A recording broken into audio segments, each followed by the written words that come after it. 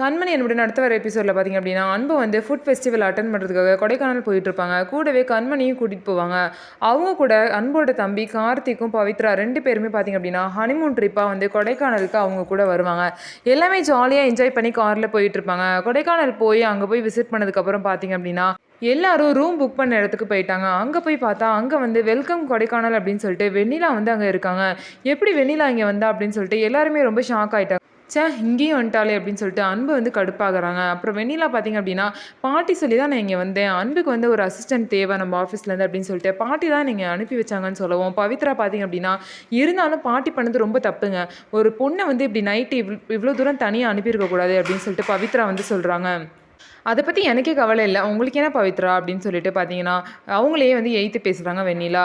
Food festival தான் நடக்குது, இதுக்கு எதுக்கு போய் அன்புக்கு போய் அசிஸ்டண்ட்டு, கொஞ்சமாவது யோசிக்க வேணாமா, இதெல்லாம் என்ன அப்படின்னு சொல்லிட்டு பவித்ரா பார்த்தீங்க அப்படின்னா வேணுனே வந்து வெண்ணிலா கிட்டே கேட்பாங்க. வெண்ணிலா வந்து அதுக்கு பதில் சொல்ல முடியாமல் நிற்பாங்க. அதுக்கப்புறம் எல்லாரும் பார்த்தீங்க அப்படின்னா வெண்ணிலா இருந்தால் என்ன இல்லாட்டி என்ன நம்ம என்ஜாய் பண்ணலாம் அப்படின்னு சொல்லிட்டு அன்பு வந்து பார்த்தீங்கன்னா ரொம்பவே நல்லா என்ஜாய் பண்ணுறாங்க.